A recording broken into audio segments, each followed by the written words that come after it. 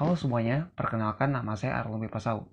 Saya berasal dari kelas 10 MIPA 5. Menurut United Nations Office on Drugs and Crime, ada sekitar 155 sampai 250 juta orang di dunia dari rentan usia 15 sampai 64 tahun yang telah melakukan penyalahgunaan terhadap narkoba.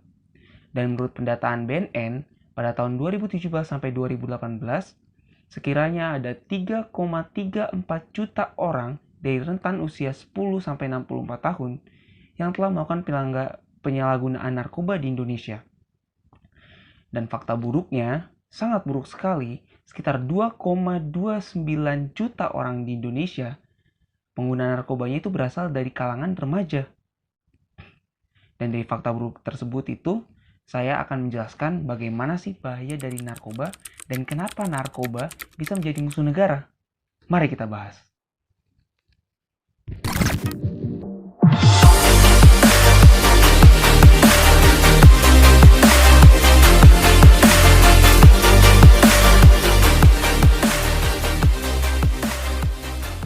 Nah, kita mulai dari pengertian narkoba. Jadi narkoba adalah singkatan dari narkotika dan obat berbahaya. Namun ada juga istilah yang dikeluarkan oleh Departemen Kesehatan Republik Indonesia, yaitu NAPSA, atau narkotika, psikotropika, dan zat adiktif lainnya. Nah, walaupun kedua kata ini berbeda, namun merujuk kepada satu pengertian yang sama, yaitu zat atau obat-obatan yang mengeluarkan efek candu kepada penggunanya. Zat atau obat-obatan ini berasal dari tanaman atau bukan tanaman, dan sintetis serta semi-sintetis. Awal mula dari narkoba ini sebenarnya terletak di Sumeria pada tahun 2000 sebelum Masehi. Nah, pada saat itu dikenal sebagai tumbuhan Papaver somniferum atau yang kita kenal sebagai opium atau popi. Nah, tumbuhan yang cantik dan jelita ini namun menghancurkan tumbuh subur di ketinggian 500 meter di atas permukaan laut. Nah, tumbuhan ini tersebar di seluruh dunia dan di beberapa wilayah Asia, termasuk Indonesia. Indonesia sendiri baru masuk pada zaman penjajahan Belanda. Mayoritas penggunanya adalah dari saudara kita, golongan Cina. Dan pemerintahan Belanda memberikan izin ke beberapa tempat untuk mengkonsumsi opium secara legal berdasarkan undang-undang yang mereka buat. Namun itu semua berakhir ketika Jepang datang ke Indonesia dan melakukan penjajahan. Jepang menghapus undang-undang tersebut. Pada tahun 1970, di berbagai belahan dunia, bahaya dari narkoba ini sangat terasa. Contohnya di Vietnam dan Amerika Serikat. Dan di Indonesia sendiri, pemerintahnya langsung tanggap. Pada saat itu, pada tahun 1971, dibuatlah Bakolak Impres 6/71, yaitu sebuah badan yang bertugas menanggulangi ancaman terhadap negara. Contohnya, penyelundupan, kegiatan subversif, kenakalan remaja, pemalsuan uang, dan yang satu ini nih, bahaya dari narkoba. Seperti yang kita ketahui, bahwa narkoba atau NAPSA terbagi menjadi 3, yaitu narkotika, psikotropika, dan zat adiktif lainnya. Walaupun ketiga ini sama-sama berbahaya, tapi tetap memiliki perbedaan. Perbedaan yang paling signifikan adalah ketika pengguna itu mengkonsumsi narkotika, ia akan mengalami kehilangan kesadaran dan hilangnya rasa nyeri, seperti yang ditimbulkan dari obat bius. Contoh dari narkotika adalah ganja. Kalau psikotropika dia berbeda dengan narkotika. Kalau narkotika kehilangan kesadaran, kalau psikotropika malah membuat penggunanya jadi hiperaktif dan superaktif. Pengguna ini juga akan mengalami halusinasi. Jadi apa yang dia lihat dan dia dengar tidak seperti yang kenyataannya. Contoh dari psikotropika ada ekstasi dan LSD. Nah, yang terakhir adalah zat adiktif. Zat adiktif adalah zat atau obat-obatan bukan psikotropika ataupun narkotika. Nah, walaupun dia bukan, tapi akan menimbulkan efek yang sama, namun dayanya tidak sekuat narkotika maupun psikotropika. Dia tetap mempengaruhi otak, dia tetap memberikan kecanduan bagi penggunanya, tapi tidak melebihi daya dari psikotropika dan narkotika. Contoh dari zat adiktif lainnya adalah kafein, rokok, dan alkohol. Dampak negatif dari narkoba sangatlah banyak. Mengkonsumsi narkoba dapat membuat jantung, paru-paru, otak, dan organ lainnya tidak bisa berfungsi lagi seperti normalnya.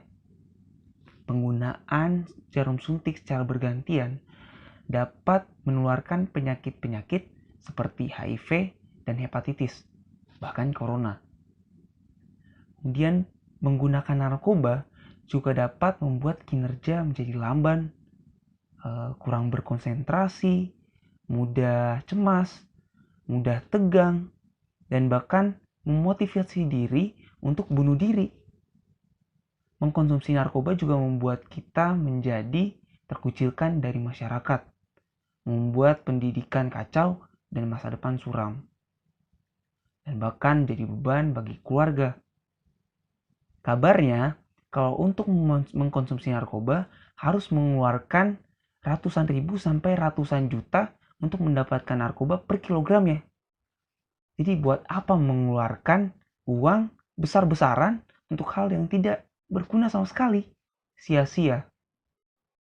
Nah, dari banyaknya dampak negatif tersebut, maka banyak pekerjaan-pekerjaan seperti pekerja sipil, atlet, bahkan sampai pekerja-pekerja swasta mengharuskan para pekerjanya untuk negatif narkoba. Jadi bayangkan bagaimana jika ada yang sudah positif narkoba sejak remaja. Betapa banyaknya cita-citanya yang gagal dan peluang kerjanya menipis. Nah, dengan banyaknya dampak negatif tadi, pemerintah tidak tinggal diam. Pemerintah sudah membentuk suatu badan khusus untuk menanggulangi masalah bahaya narkoba ini. Jadi pemerintah sudah membentuk Badan Narkotika Nasional.